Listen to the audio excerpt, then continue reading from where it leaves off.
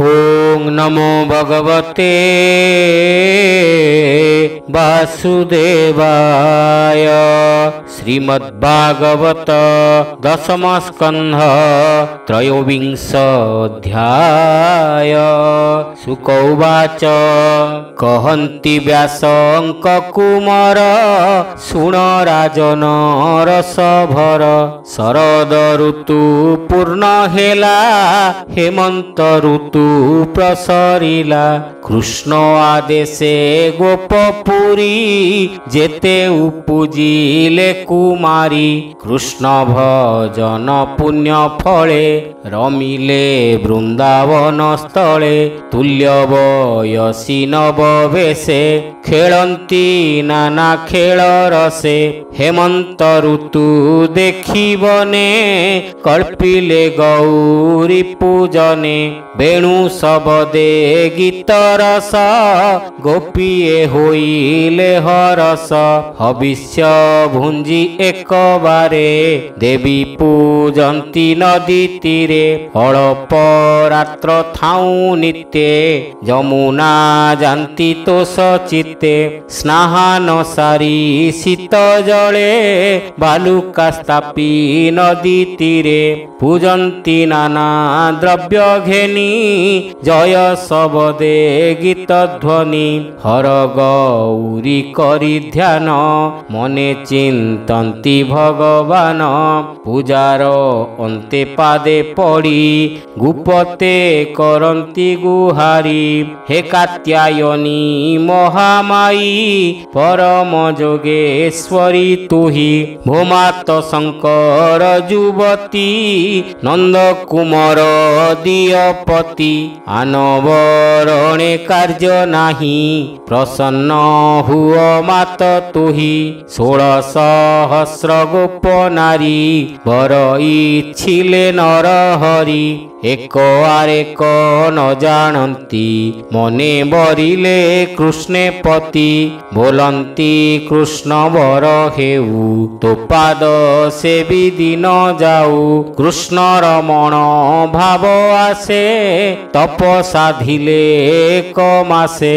प्रभातु उठी गोप बाड़ी आनंदे देले हुड़ हुड़ी। चालंती जुथ जुथ होई मंगल नादे गीत गाई।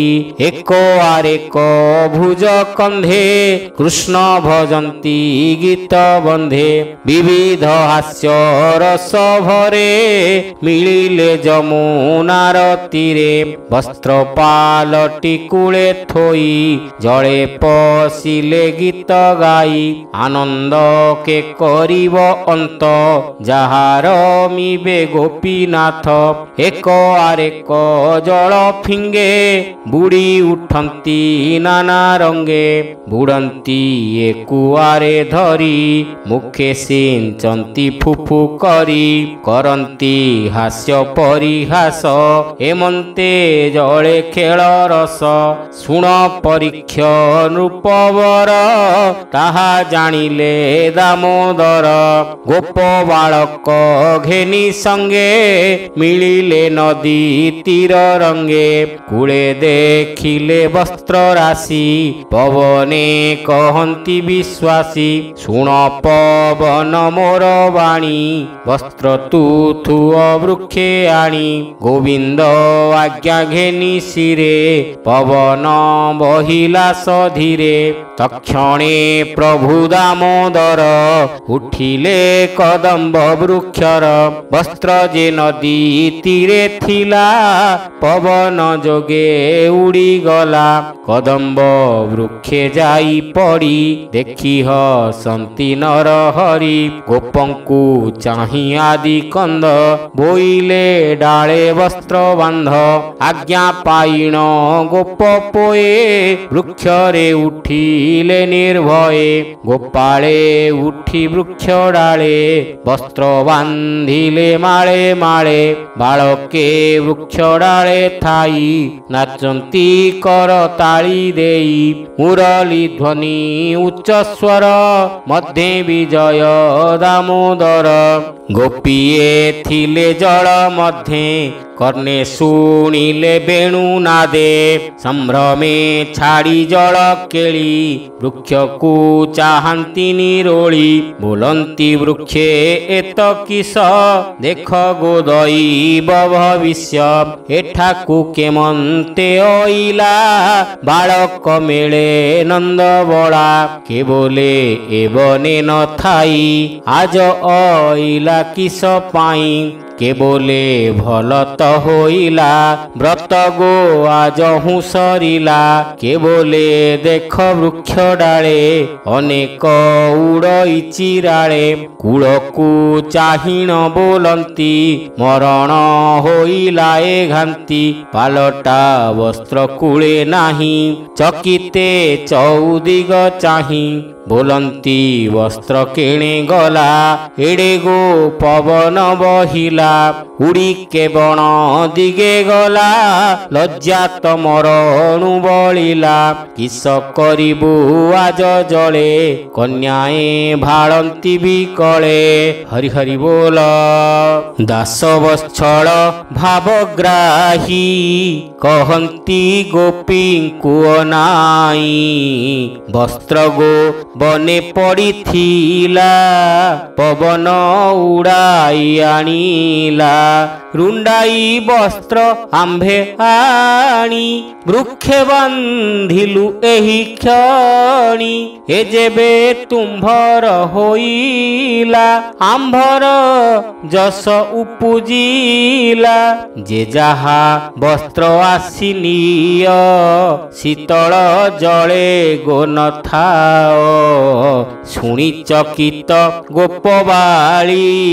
ବୋଲନ୍ତି ପଡ଼ିଲୁ ପଞ୍ଚାଳି ଏକ ଆରେକ ମୁଖ ଚାହିଁ ବୋଲନ୍ତି ଗାଲେ ହସ୍ତ ଦେଇ କେମନ୍ତେ ଉପେକ୍ଷିବା ଲାଜ ମରଣୁ ବଳିଲା ତ ଆଜ ଶ୍ରୀକୃଷ୍ଣ ମୁଖ କୁଅ ନାଇ ବୋଲନ୍ତି କୋପଭର ହୋଇ ତୁ ଅଟୁ ଯଶୋଦା କୁମର ପିୟର ନନ୍ଦ ମହାଖୁଡ଼ ଜାଣିଲୁ ତୋର ବଡ଼ପଣ ଆମ୍ଭର ବସ୍ତ୍ର ବେଗେ ଆଣ ପକାଇ ଦିଅ ବେଗେ କାଢ଼ି ବୃକ୍ଷୁ ପାଲଟା ଆମ୍ଭ ଶାଢ଼ୀ ଏଡ଼େ ନିର୍ଲଜ ପଣ ତୋର କେବେ ଶିଖିଲୁ ବେଣୁଧର ଶୁଣି ବୋଲନ୍ତି ଦାମୋଦର ଏ ବଡ଼ ଅନୀତି ତୁମ୍ଭର ଯେ ପ୍ରାଣୀ ପର ଉପକାରୀ ତାହାକୁ ପଥେ ନେଇ ମାରି ପବନ ନେଉଥିଲା ବଳେ ଆଣି ବାନ୍ଧିଲି ବୃକ୍ଷ ଡାଳେ ତହିଁର ଫଳ ମୁଁ ପାଇଲି ତୁମ୍ଭଙ୍କୁ ବସ୍ତ୍ର ଯେ ଯାଚିଲି ମୁଁ ତ ନ କଲି ପରିହାସ ତୁମ୍ଭେ ତ ମୋହର ବିଶ୍ୱାସ ଏବେ ଗୋ ବସ୍ତ୍ର ଆସିନିୟ ନ ଜାଣି କେତେ ଗାଳି ଦିଅ ମୋହର ଦେହେ ମିଥ୍ୟା ନାହିଁ ହସି ବୋଲନ୍ତି ଭାବଗ୍ରାହୀ ଶୁଣି ସାନନ୍ଦ ମନ ହୋଇ ଗୋପୀ ବୋଲନ୍ତି କୃଷ୍ଣେ ଚାହିଁ ତୁ କୃଷ୍ଣ ଗୋପପୁର ସାର ବନ୍ଧୁ ବାନ୍ଧବ ଆମ୍ଭେ ତୋର ବସ୍ତ୍ର ପକାଇ ଦିଅ ତଳେ ପଡୁଛୁ ତୋର ପାଦ ତଳେ ଶ୍ୟାମ ସୁନ୍ଦର ତୋ ଚରଣେ ସେବା କରିବୁ ଦାସୀ ପଣେ ତୁ ଯେବେ ନଦୀବୁ ପକାଇ କହିବୁ କଂସ ଆଗେ ଯାଇ ଶୁଣି ବୋଲନ୍ତି ଚକ୍ରଧର ତୁମେ ହୋ ଦାସୀ ଯେବେ ମୋର ତେବେ କରିବ ମୋ ଉତ୍ତର ନ ଜାଣି କିମ୍ପା କୋପକର ଯେ ଯାହା ବସ୍ତ୍ର ବାଛି ନିଅ ନ ଦେଲେ ରାଜା ଆଗେ କହ କଂସକୁ କିସ ମୋର ଡର ସୁଦର ମଉଳା ମୋହର ତାହାକୁ ମୋର ଭୟ ନାହିଁ ଅନ୍ୟାୟ ନ କଲି ନା ମୁହିଁ ବସ୍ତ୍ର ପବନ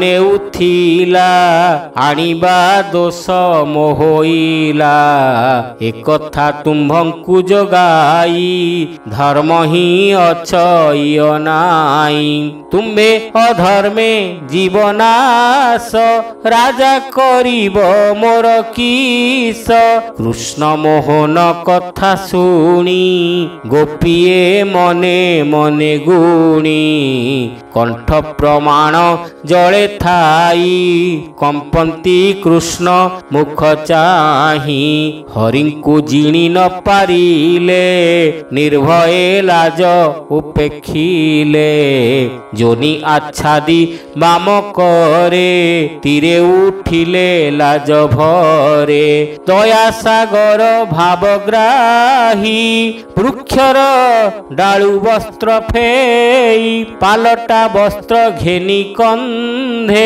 ବୃକ୍ଷରୁ ଓହ୍ଲାଇ ଆନନ୍ଦେ ଗୋପୀଙ୍କ ଶୁଦ୍ଧ ଭାବ ଚାହିଁ ହସି ବୋଲନ୍ତି ଭାବଗ୍ରାହୀ ଏ ନୁହେଁ ତୁମ୍ଭର ଉଚିତ ବିଶେଷ କରିଅଛ ବ୍ରତ ବିବସ୍ତ୍ର ହୋଇ ଦିଅ ଆଗେ ତୀରେ ଉଠିଲ ଆସିବେগে ଏ ବଡ଼ ଅପରାଧ ହୋଇ ନରକେ ପଡ଼ିବଟି ଯାଇ ଏ ଦୋଷ ନଥାଉ ତୁମ୍ଭର ଦେବତା କର ନମସ୍କାର ହସି ବୋଲନ୍ତେ ବନମାଳି ଶୁଣି ଚକିତ ଗୋପବାଳି କପାଳେ ଦେଇ ଏକ କର ଦେବତା କଲେ ନମସ୍କାର ଦେଖି ବୋଲନ୍ତି ଯଦୁପତି ଶୁଣ ଗୋ